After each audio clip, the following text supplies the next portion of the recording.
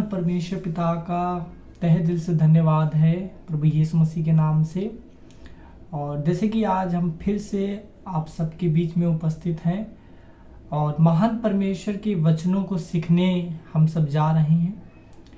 इस चैनल पे जिसका नाम यहोवा निर्माण है, हम परमेश्वर के बारे में सीखते हैं, परमेश्वर के वचनों को सीखते हैं।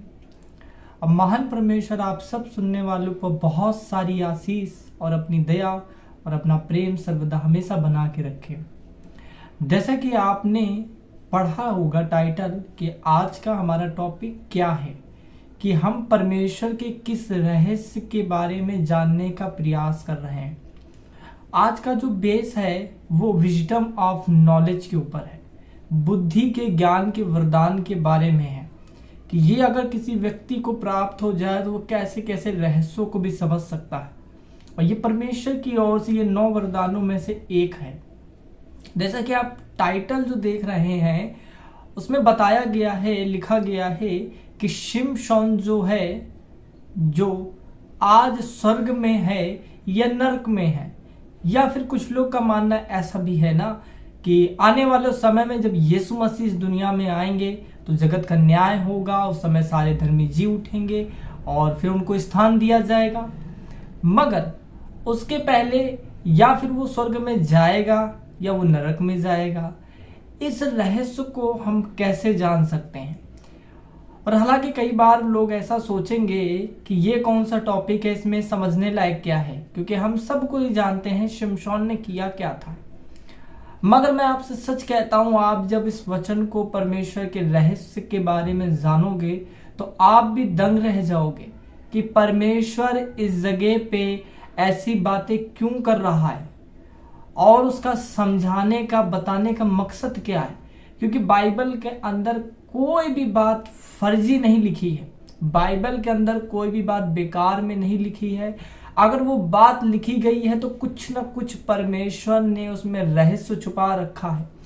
बाइबल में लिखा है कि अंत के दिनों में जब लोग यहोवा से प्रार्थना करेंगे तो परमेश्वर उनको ऐसी ऐसी कठिन कठिन बातें बताएगा जो कभी इंसान सोच भी नहीं सकता है, परमेश्वर वो भी बताएगा। और यहाँ पे भी कुछ इसी प्रकार से बताया गया है।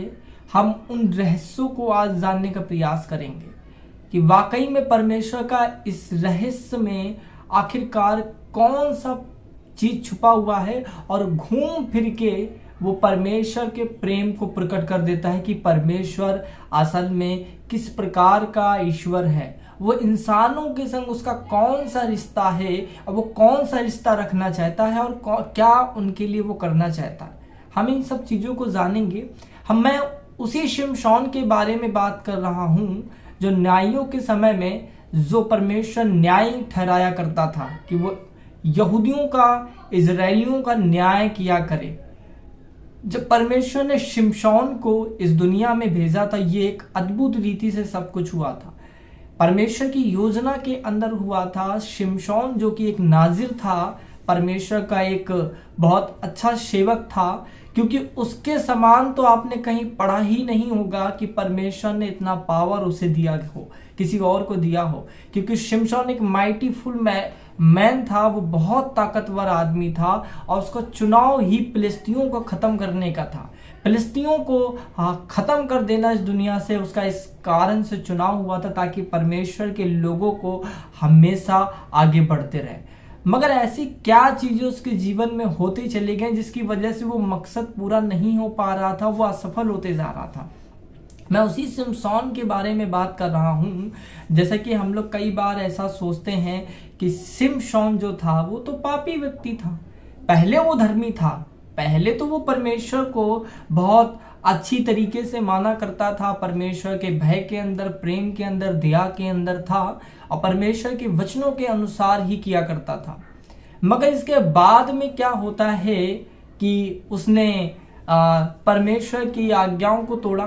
पहले तो उसने ये कर दिया ना कि परमेश्वर की आज्ञा के विरोध में गया, क्योंकि इजरायलियों को परमेश्वर ने आज्ञा दिया था कि तुम अपने ही कुटुंब से, अपने ही जाति बिरादरी में शादियां क्या करना। मगर उसने तो किसी और से प्रेम किया और उसने चाहा कि एक फिलिस्ती लड़की से मेरी शादी हो जाए। फिर आगे आप देखोगे कि उसने व्यभिचार भी किया था, उसने पाप भी किया था, जिसकी वजह से कई बार हम लोग हमेशा अगर कोई भी बात अगर मसीहों में आती है तो हम सबसे पहले शिमशोन का ही उदाहरण देते हैं।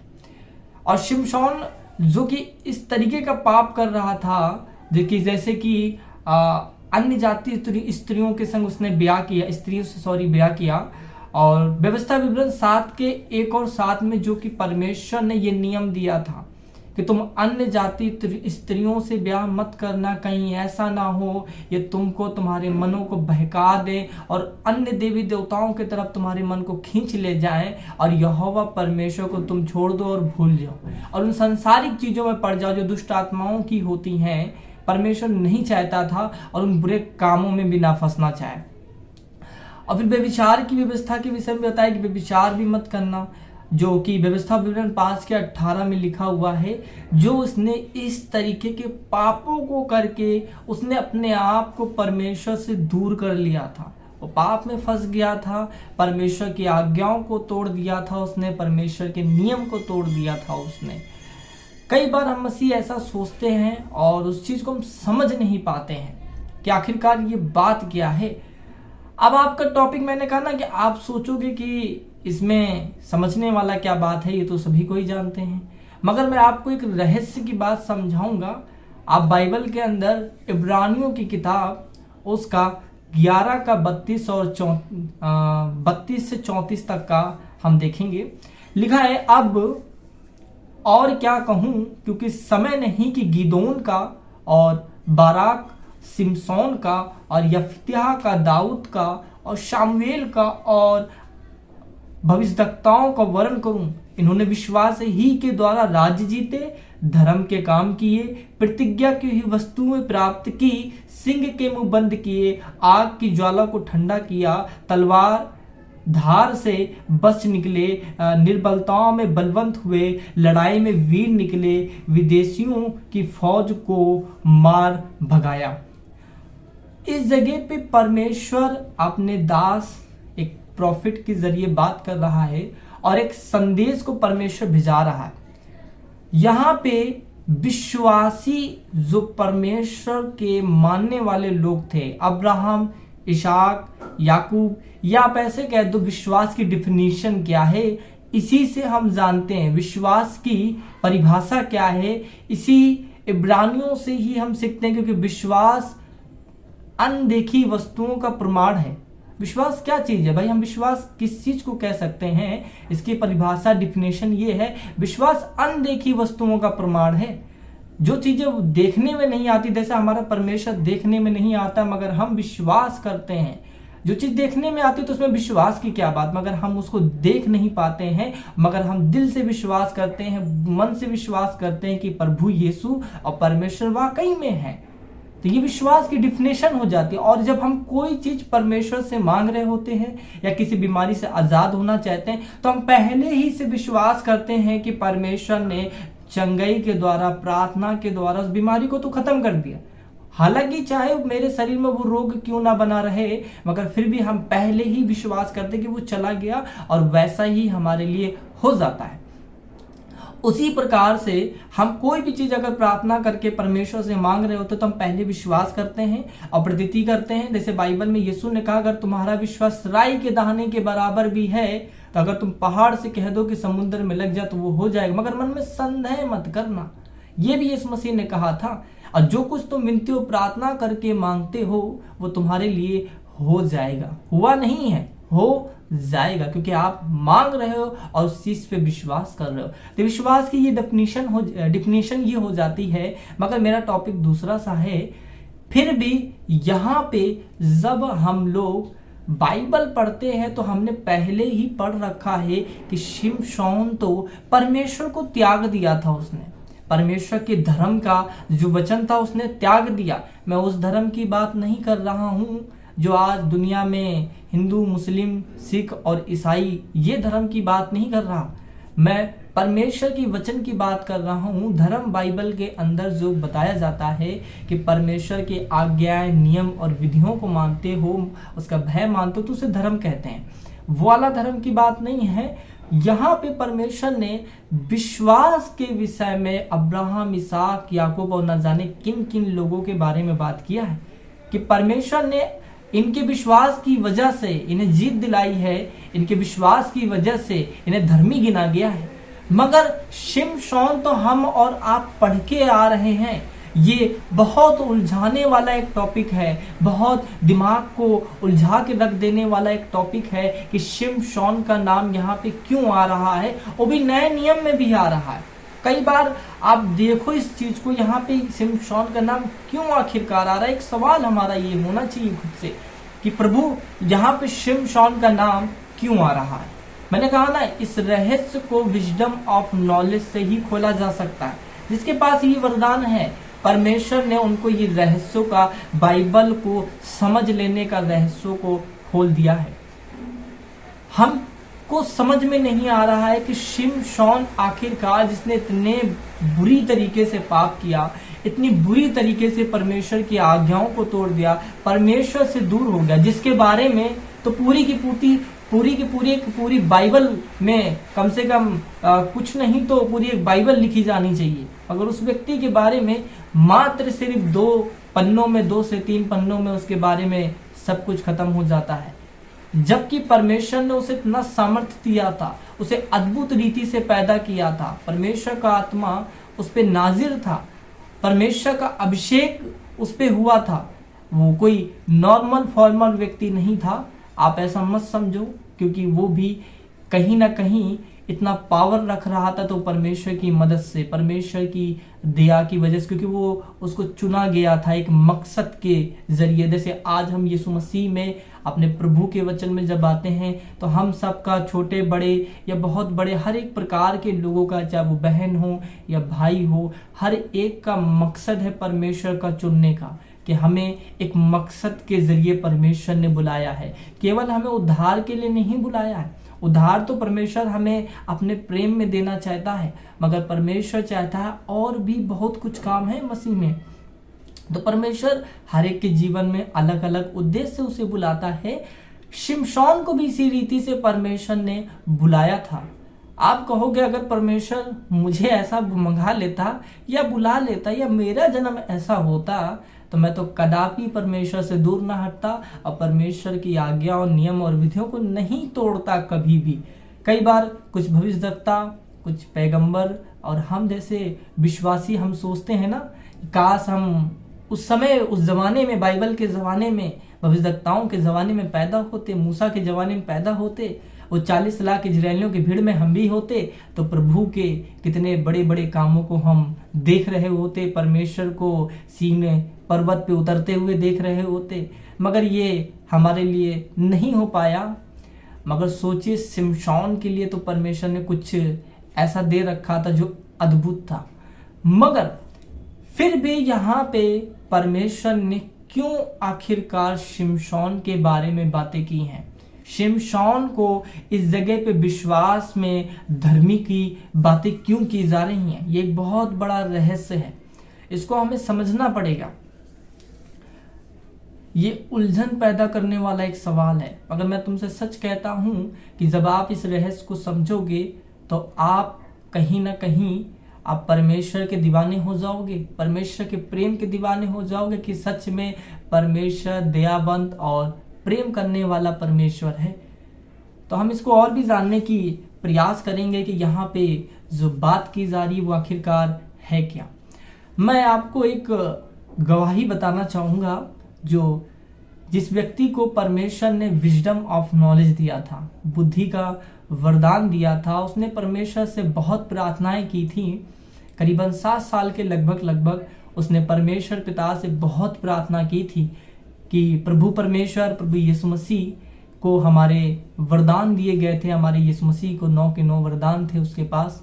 और सोचो आप, उसने ये सोचा था, अपनी गवाही में उसने बताया कि मैं परमेश्वर से जब मैं प्रार्थना करता था तो मैं एक ही बात कहता था कि प्रभु, अगर तुम जैसा पवित्र व्यक्ति, परमेश्वर का इकलौता बेटा जो जमीन पे हमारे लिए आया है, उसको अगर वरदानों की जरूरत पड़ रही है तो प्रभु मैं तो साधारण मनुष्य हूँ, मैं तेरी सेवा कैसे कर सकता हूँ, मुझे तो फिर तो बहुत ज़्यादा ही ज़रूरत है। क्योंकि परमेश्वर का वचन बताता है कि हम अपने लिए तो कुछ वरदान है, मगर ज़्यादातर कलीसियों की उन्नति के लिए वरदान दिए गए हैं हमें, परमेश्वर के कामों को प्रकट करने के लिए। तो वो हर दिन परमेश्वर से 7 साल तक इस चीज़ पे प्रार्थना करता रहा। तब परमेश्वर ने जब उसे विजडम ऑफ नॉलेज का वरदान प्रदान कर दिया, तो उसने एक ऐसी अनोखी बात को देखा, ऐसे भेद को समझ लिया कि जिसका पर्दा उठ गया कि ये आखिरकार परमेश्वर क्या कहना चाहता है। और वो भी इस वचन से, जो मैंने भी इब्रानी के 11 के 32 और 34 को पढ़ाया, वो हमेशा इस वचन को पढ़ के कंफ्यूज हो जाता था कि आखिरकार परमेश्वर ने इस जगह पे शिमशोन का नाम क्यों ले लिया, शिमशोन को धर्मी क्यों बताया जा रहा है।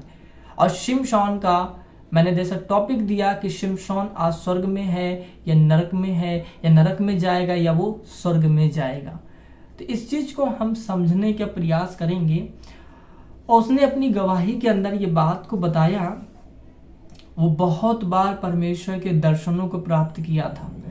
वो पूरे भारतवर्ष में एक ऐसा व्यक्ति था जिसको परमेश्वर ने बहुत इस्तेमाल किया था, और वो इस रीति से परमेश्वर के सामने गया था जैसे कि मूसा और हमारा एलिया, इनके समान वो परमेश्वर के सामने जाया करता था।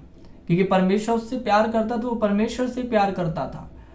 और वो जब ऐसे, तो उसको परमेश्वर ने कई बार दर्शन दिए जिसमें वो स्वर्ग में कई बार जा चुका है, और उसने वो रहस्यों को देखा है जो हम कभी अपनी बुद्धि से भी हम सोच नहीं समझ नहीं सकते, हमारे ख्याल में भी नहीं आ सकता।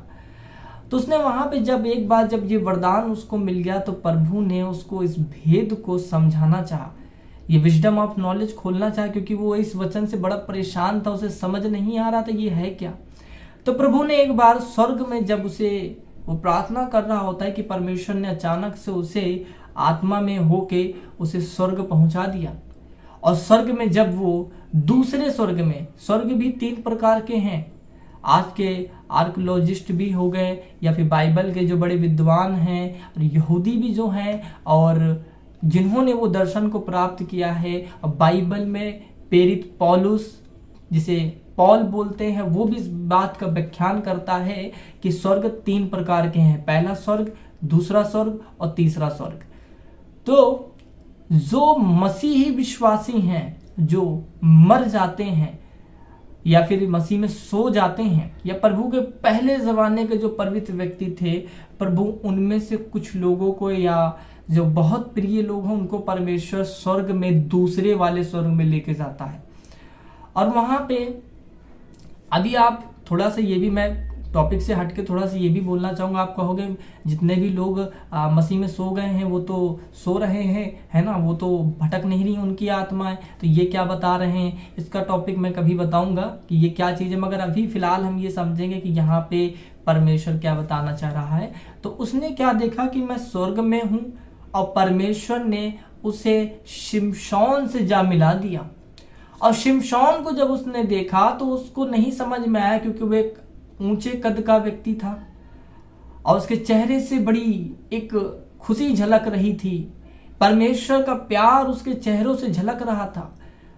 उसने बताया अपनी गवाही के अंदर कि शिमशोन के चेहरे में से प्रेम झलक रहा था, दैविक शक्तियां झलक रही थी, और वो बहुत आनंद से भरा हुआ व्यक्ति था स्वर्ग में।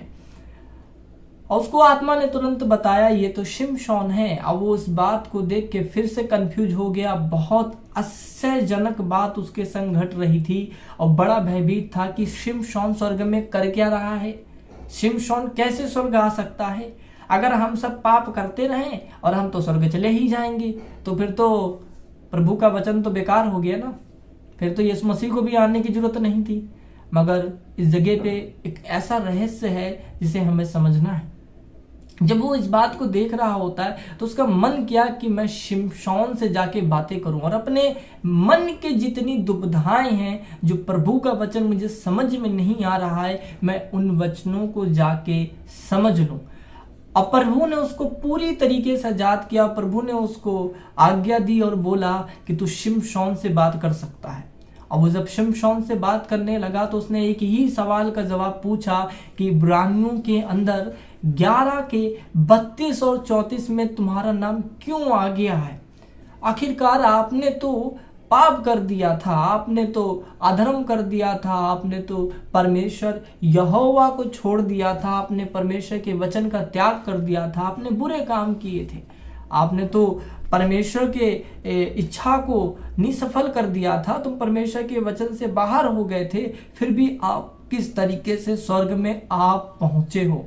परमेश्वर कैसे तुमको स्वर्ग ले आया? आपको कैसे स्वर्ग ले आया? इसका रहस्य क्या है? और प्रभु ने उस जगह पे आपका नाम आखिरकार क्यों दे दिया है कि शिमशोन विश्वासियों के रूप में, धर्मी के रूप में गिना जा रहा है? इसको हम समझेंगे। यहां पे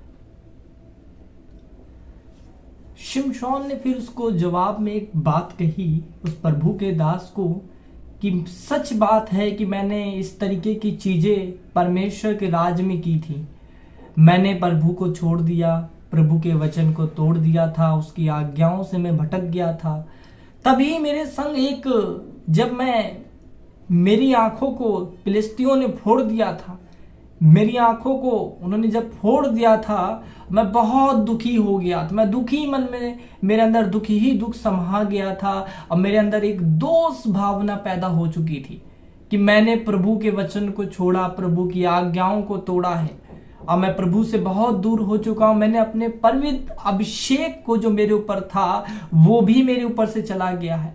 प्रभु की आत्मा भी मेरे ऊपर से चली गई है और मेरे अंदर, मेरे हृदय में बहुत भयानक रीति से एक दोष भावना पैदा हो रही थी कि मैंने बहुत गलत किया। मैं बहुत दुखी था। परमेश्वर के सामने मेरा हृदय जो था वो पश्चातापी रूप से प्रभु के सामने आ रहा था। मैं अपने आप को मन ही मन कोस रहा था।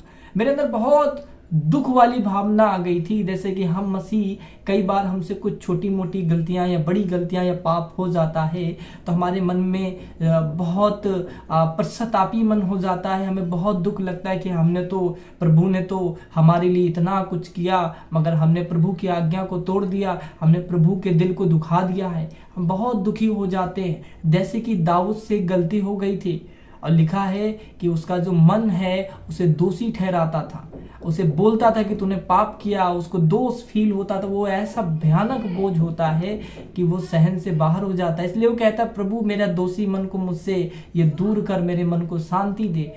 तो इसी रीति से शिमशोन ने भी ये बात कही है और उसने कहा कि मुझे प्रभु का वो वचन जो था मुझे याद आ गया। 2 कुरिन्थियों 7 के अंदर लिखा है 10 में, 7 के 10 को हम पढ़ेंगे।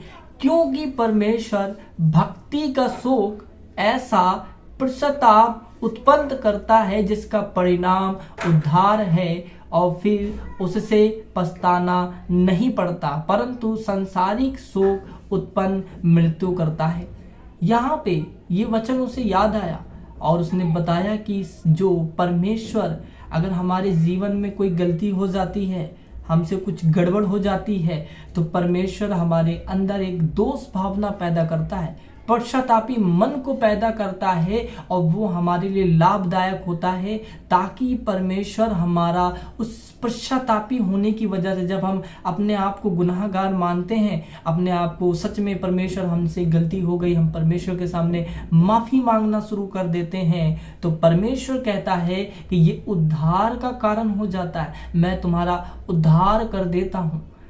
समझ रहे हैं? तो यहाँ पे परमेश्वर ने शिमशोन को ये बातों को दर्शाया, मगर और यहाँ पे हम और भी चीज समझेंगे।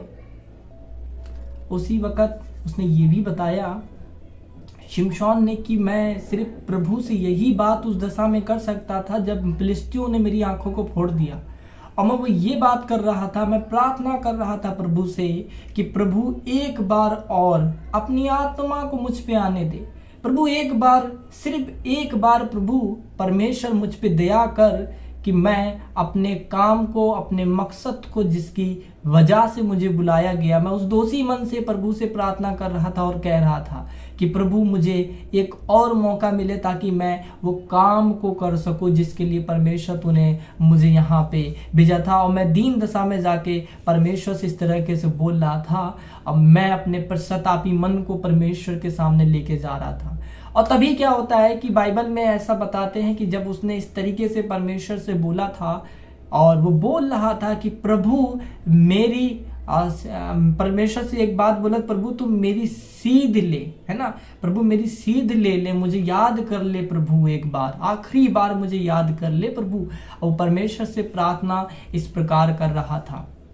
जैसा कि एक वचन भी जो हमें सिमरन आता है इस जगह पे कि परमेश्वर का वचन ऐसे लोगों के लिए क्या करता है, जैसे हम सबसे कई बार बहुत सारे जीवन में हमने पाप किए हैं, बहुत गलतियां की हैं और हम प्रभु से हम कह रहे होते हैं, जैसे हम एक ही पाप को कई बार कर लेते हैं, हमसे हो जाता है, हम नहीं अपने ऊपर वो कर पाते हैं या अनजाने में पाप हो जाता है, फिर हम सोचने लगते हैं अब तो प्रभु हमें माफ नहीं करेगा, प्रभु हमें छोड़ देगा, प्रभु हम पे दुष्ट आत्माओं को आने देगा, परमेश्वर अब हमसे प्यार नहीं करता, परमेश्वर हमसे कभी बातें नहीं करेगा, हमें नरक में ही भेज देगा।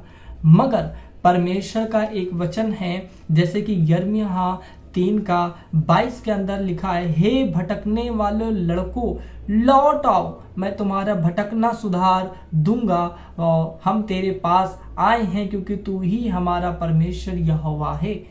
तो परमेश्वर खुद कह रहा है, भटकने वाले बच्चों या लड़कों, बेटी या बेटा, मैं तुम्हारा पिता हूं, तुम मेरे पास लौट आओ। तुम्हारी जितनी भी कमियां हैं तुम्हारे शरीर में, तुम्हारे अंदर जितनी भी कमियां हैं, मैं उन सब को दूर कर दूंगा। अब मैं तुम्हारा ही पिता हूं, मैं तुम्हारा ही परमेश्वर हूं और जब तुम मेरे पास लौट आओगे तब तुम कहोगे परमेश्वर यहोवा ही है।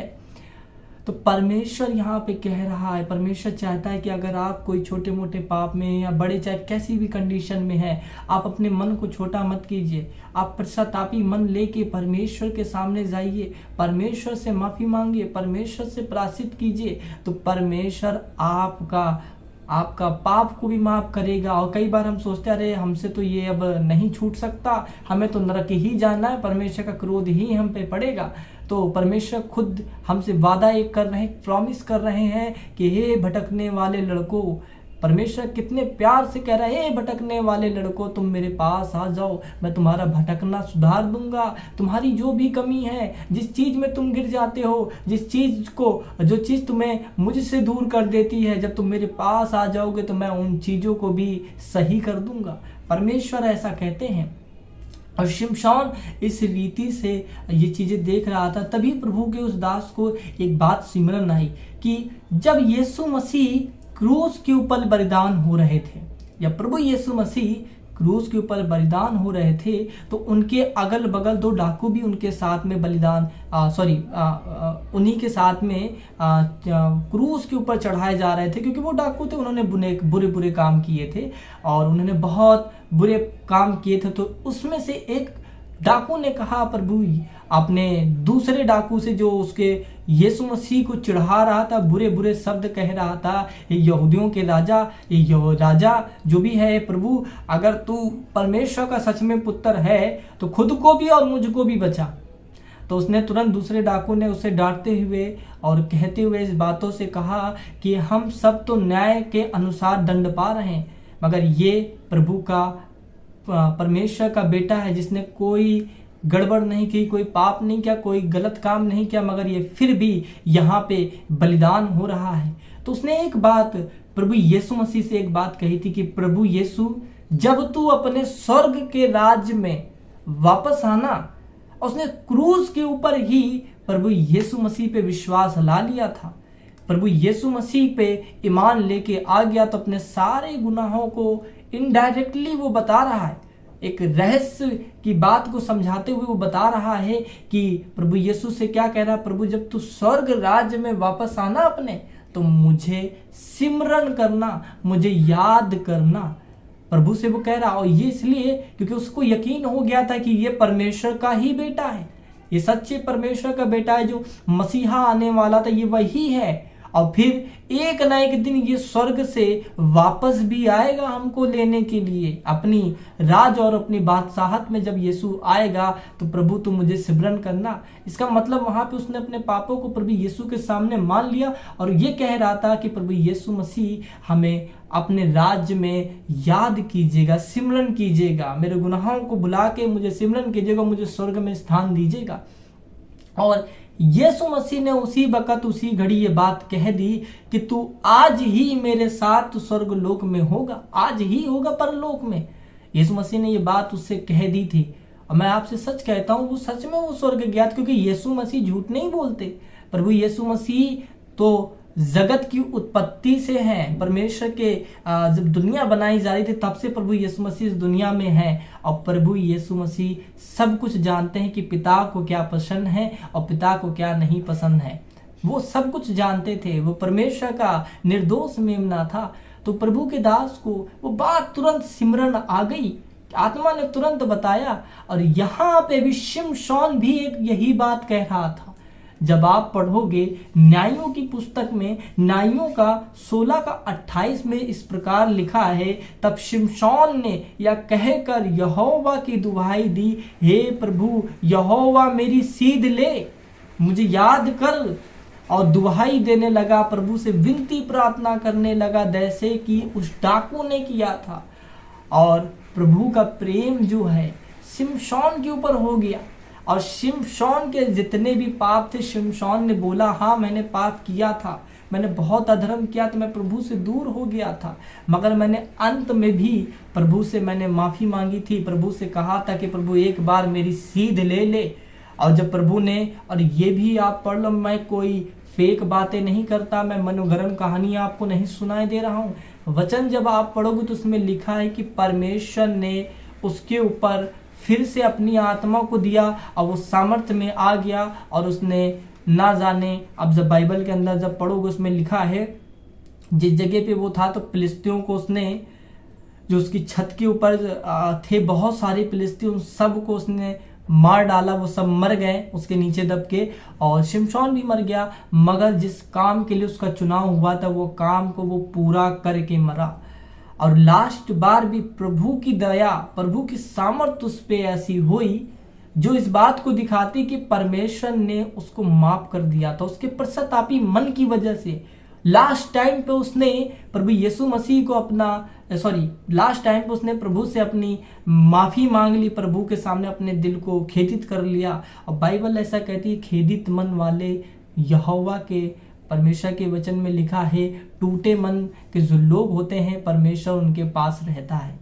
क्योंकि इससे बड़ा कोई बलिदान नहीं है, ये परमेश्वर के वचन में लिखा है कि टूटे और खेदित मन वाले के लिए, परमेश्वर के लिए तो ये उत्तम बलिदान है।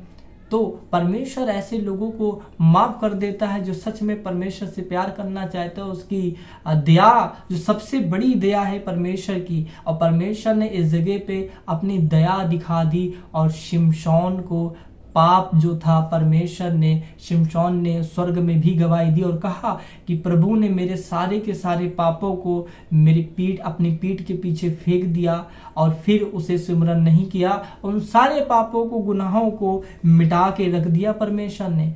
जैसे कि हम एक वचन पढ़ेंगे इब्रानियों की 8:12 के अंदर क्या लिखा है। इब्रानियों के 8:12 में इस प्रकार लिखा है, क्योंकि मैं उनके अधर्मों के विषय में दयावंत होऊंगा और उनके पापों को फिर सिमरन ना करूंगा।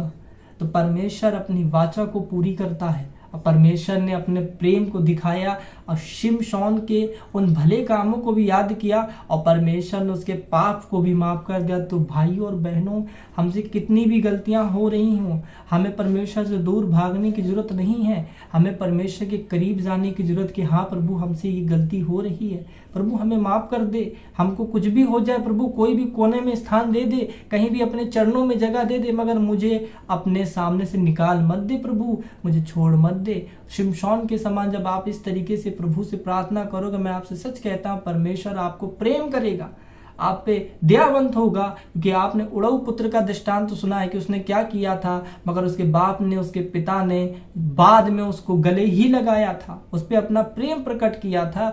वैसे ही परमेश्वर आप पे अपना प्रेम दिखाएगा, अपने आप पे अपना दया दिखाएगा कि परमेश्वर सच में बहुत दयावंत ईश्वर है। वो हमारे पापों के अनुसार हमसे बर्ताव नहीं करता है।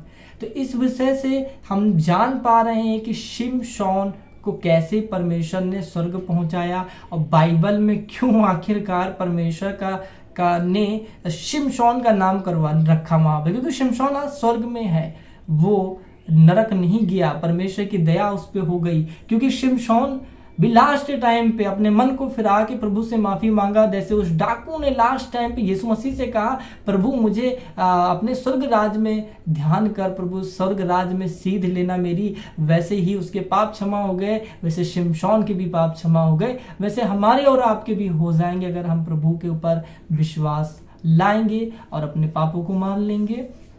जैसे कि मैं आपको एक गवाही बताना चाहूँगा, ये मेरे ही जीवन की गवाही है, जो मेरे संग भी ऐसा हुआ है कि परमेश्वर अपना इस गवाही से आप सबको आशीष दे। और अगर जो भाई बहन अगर ऐसी निराशाओं में हैं तो परमेश्वर उनको एक आशा भी दे। मेरे जीवन की एक गवाही है कि जब मैं प्रभु के वचन में सही से चल रहा था, मगर मैं भी एक इंसान हूँ, मैं कोई प्रभु यीशु मसीह के समान तो कभी नहीं बन सकता, मगर कोशिश तो करनी ही पड़ेगी, क्योंकि प्रभु तो प्रभु हैं, परमेश्वर तो परमेश्वर ही हैं। और हमारे शरीर के अंदर तो आप जानते ही हो ना, पाप का खून है, और कहीं ना कहीं हम सिद्ध नहीं हैं। इस वजह से हमसे बहुत सारी गलतियां होती ना चाहते हुए भी।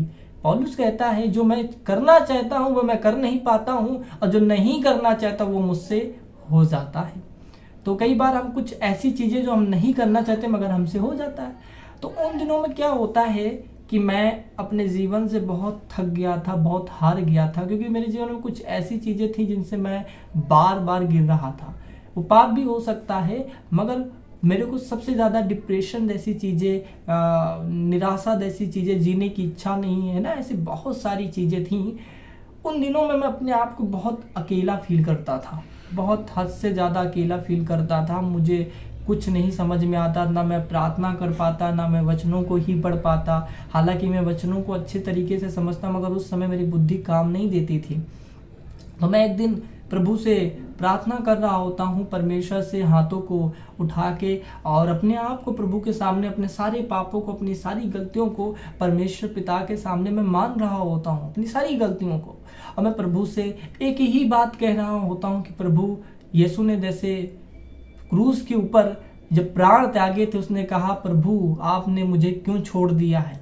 मैं यही लाइन को बार बार प्रभु यीशु से और परमेश्वर से कह रहा था, प्रभु तूने मुझे क्यों छोड़ दिया है, प्रभु तू मुझसे दूर क्यों चला गया है, मेरे पापों को देख के, मेरी गलतियों को देख के, प्रभु मुझे माफ कर। है, मैं ऐसे प्रार्थना ही कर रहा था। मैंने कहा, प्रभु मैं बहुत अकेला हो गया हूँ, मेरे को कुछ नहीं समझ में आता। प्रभु तूने कहा था कि मैं तुझे कभी नहीं छोड़ूंगा, कभी नहीं त्यागूंगा, प्रभु तू कहाँ चला गया है मेरे जीवन से। तभी मैं जो इतनी वेदनाओं में, इतनी कष्टों में अपने आप को जी रहा था, मैं ही जानता हूँ, मैं उसका बयान नहीं कर सकता। तभी मैंने क्या देखा, मैं आत्मा में आ गया। मुझे एक दर्शन प्रभु ने दिखाया कि मैं चल चल के प्रार्थना थोड़ी देर बाद करने लगा था अपने रूम के अंदर, जिस रूम में मैं आपसे वचन बता रहा हूँ, सीख रहा हूँ, सिखा रहा हूँ। इसी में मैंने क्या देखा कि एक व्यक्ति है मेरे साथ में चलने लग रहा है। मैं अगर इधर से उधर जा रहा हूं तो वो भी मेरे साथ कदम से कदम मिलाते हुए चल रहा है। अब मैं तो बिल्कुल हैरान हो गया कि ये कौन है, ये क्या चीज है।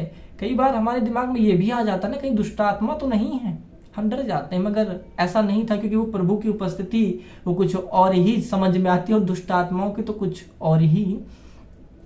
और वो व्यक्ति मेरे संग चलने लगा। वो श्वेत वस्त्र पहने हुए, बहुत चमकीला सा, उसके कपड़ों से उजेला आता था, और एक खुशी की लहर, बस उसको देखने से आपके दिलों में एक शांति और खुशी की लहर दौड़ पड़ती है, आपका सारा का सारा दुख खत्म हो जाता है।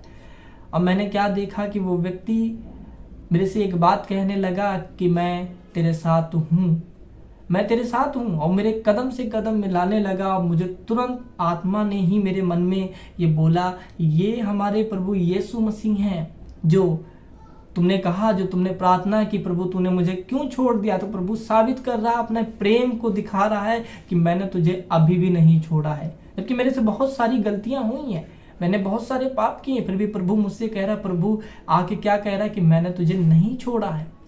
और फिर मैंने क्या देखा कि मैं तुरंत बहुत दुखी हो गया और रोना शुरू कर दिया कि प्रभु तू यहाँ पे आया और मेरे से ये संदेश मुझे प्रेम देने के लिए। और मैं तुरंत प्रभु यीशु मसीह के चरणों पे गिर गया और उसके मुझे पैर दिखाई देते थे और उन पैरों में भी मुझे गड्ढे दिखाई दे रहे थे जो यीशु मसीह ने क्रूस के ऊपर जब कीली ठोकी गई थी। मैं उस चीज को भी देख पा रहा था और मेरा मन ऐसे करने लगा कि मैं प्रभु यीशु मसीह के पैरों में अपने सर को रख दूं और पैरों को छूता रहूं। तभी क्या होता है कि प्रभु यीशु मसीह ने अपने दोनों के दोनों हाथ ऐसे बढ़ा दिए, ऐसे आप जैसे देख रहे हो, ऐसे बढ़ा दिए, मुझे ऊपर की ओर उठाया, मेरे सर को ऊपर की ओर उठाया और उसने कहा, ऐसे उसने हाथ दिखाया, मानो ऐसे कहता अपने मेरे हाथों में अपने हाथ दे दे और मेरे प्रेम को देख ले। और जब मैं अपने हाथों को प्रभु के ऐसे हाथों में जब मैं देने लगा तो मैंने क्या देखा कि प्रभु यीशु मसीह के इधर और इधर कीलियों के निशान थे। और प्रभु यीशु मसीह को मैंने, ये आत्मा में एक दर्शन था, मैं नहीं जानता मैं कैसे ये सब चीजें था, कैसे उस चीजों को देख पा रहा था, मुझे कुछ नहीं समझ में आया, मगर ये प्रभु दिखा रहा था। और मैंने उसे कस के प्रभु यीशु मसीह को फिर गले से लगाया, मैं बहुत रोने लगा, उसकी कमर को मैंने लगाया, बहुत रोने लगा। और प्रभु कहता मैं तेरे साथ हूँ। उसने अपने प्रेम को दिखा दिया और मेरे सारे के सारे पापों को माफ कर दिया। फिर ऐसे ही एक और दर्शन है, कुछ समय बाद फिर से ऐसे ही मेरे जीवन में बहुत सारी उलझने आ गई, बहुत सारी तकलीफें आ गई, मैं बहुत चिंताओं में, सोच में चला जाता, मेरा मतलब जीने का मन ही नहीं करता था, इतना ज़्यादा मुझे डिप्रेशन हो जाता था। तो उस समय परमेश्वर ने, मैं फिर से प्रभु से अपने पापों को, मैं हमेशा जब भी मैं प्रार्थना करता हूँ, हर दिन मैं अपने पिता से अपने हर एक पापों के लिए माफ़ी मांगता हूँ, क्योंकि जाने जाने में हमसे बहुत सारे पाप होते हैं। प्रायश्चित करना बहुत जरूरी प्रभु के सामने। हमारा प्रभु यीशु मसीह वो मेमना है जो हमारे लिए प्रायश्चित हुआ। और मैं फिर से प्रभु से इसी तरीके से मैं प्रार्थना करने लगा था और मैं फिर से अकेला था। तभी परमेश्वर ने मुझे, मेरे से कोई बात नहीं करता था, मुझे किसी इंसान से मदद नहीं, कोई सहायक नहीं था मेरा, मगर परमेश्वर ने मुझे उन दिनों में एक दर्शन दिया और उस दर्शन में परमेश्वर ने मुझे एक वचन से बात किया था। एक वचन प्रभु ने मुझे बताया था, आपको मैं पढ़ के सुनाऊंगा और उस वचन को हम यशायाह की पुस्तक के अंदर देखेंगे। यशायाह की पुस्तक 54:5 में लिखा है, क्योंकि तेरा कर्ता तेरा पति है, उसका नाम सेनाओं का यहोवा है, इजराइल का परवित तेरा छुड़ाने वाला है, वह सारी पृथ्वी का भी परमेश्वर कहलाएगा। क्योंकि यहोवा ने तुझे ऐसा बुलाया कि मानो तू छोड़ी हुई, मन की दुखिया और जवानी की त्यागी हुई स्त्री हो। तेरे परमेश्वर यहोवा का यही वचन है, क्षण भर के लिए मैंने तुझे छोड़ दिया था, परंतु अब बड़ी दया करके मैं फिर तुझे रख लूंगा और क्रोध के आवेग में आके पल भर के लिए तुझे से मुंह छुपाया था, परंतु अब अनंत करुणा से मैं तुझ पर दया करूंगा। या मेरी दृष्टि में नूह के समय के जल प्रलय के समान है, क्योंकि मैंने शपथ खाई थी कि नूह के समय के जल प्रलय से पृथ्वी को फिर न डुबाऊंगा, उसी वैसे ही मैंने यह शपथ खाई है कि फिर कभी तुझ पर क्रोध ना करूंगा और ना तुझे धमकी दूंगा, और चाहे पहाड़ हट जाए, पहाड़ी टल जाए, तो भी मेरी करुणा तुझ पर से कभी ना हटेगी और मेरी शांतिदायक वाचा ना टलेगी। यहोवा जो तुझ पर दया करता उसका यही वचन है। मैंने बताया ना, मेरे से बहुत सारी गलतियां हुई थी, बहुत सारे पाप हुए थे, आज भी हो जाते हैं गलतियां, मगर प्रभु ने अपना प्रेम दिखाया। प्रभु ने मुझसे बातें की और कहा कि मैं तुझसे नाराज हो गया था, मैं तुझसे दूर चला गया था, मगर अब मैं तुझसे दूर नहीं जाऊंगा, क्योंकि तूने अपने पापों को मान लिया है। मैं तुझ पे बहुत सारा प्रेम दिखाऊंगा। ये तो मेरे नज़र में तू तो त्यागा हुआ था, तू अनाथ था, है ना। बहुत से लोग जो थे जिन्होंने मुझे छोड़ा था, कष्ट दिया था, मगर प्रभु कहता है कि मैं तुझे ना छोड़ूंगा, क्योंकि तू संसार में त्यागे हुए में से लोगों में से हो। अब मैं तुझे रख लूंगा, अपने प्रेम को तुझ पे प्रकट करूंगा, क्योंकि मेरी नज़र में ये नूह के जल प्रलय के समान है, जब मैंने तुझ पे नूह से शपथ खाई कि मैं अब दुनिया पे फिर कभी जल प्रलय नहीं करूंगा और उनसे इंसानों को नाश नहीं करूंगा। वैसे ही मैं तुझ पर अब क्रोध नहीं करूंगा, मैं तुझको धमकी नहीं दूंगा।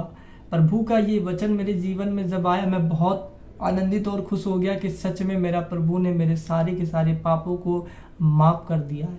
तो इसी प्रकार आज शिमशोन जो स्वर्ग में है, परमेश्वर की सेवा में है और परमेश्वर की उपस्थिति में रहने पा रहा है। इसलिए हम सबको मसीहों को यही सोचना चाहिए कि हम सब प्रभु यीशु मसीह और परमेश्वर के पास जाने पाए और प्रभु से हर दिन मदद मांगे और इन रहस्यों को समझे, विजडम ऑफ नॉलेज को समझे कि शिमशोन आखिरकार आज है कहाँ। और हमारी भी यही इच्छा होनी चाहिए और यही एक गोल होना चाहिए कि हम प्रभु के पास जा पहुँचें, क्योंकि संसार में कुछ नहीं है, सबसे ज़्यादा संसार में कुछ नहीं, बस तकलीफें, मगर हमारे प्रभु के पास सब कुछ शांति है, प्रभु का प्रेम है। तो महान परमेश्वर आप सबको बहुत सारी आशीष दें इन वचनों से जो आज हम सब ने मिल के सीखा है, आपने और मैंने, जो प्रभु ने बताया है। और महान परमेश्वर आप सबको आशीष दे और नए टॉपिक के साथ हम फिर से आपके साथ उपस्थित होंगे। प्रभु आप सबको आशीष दे।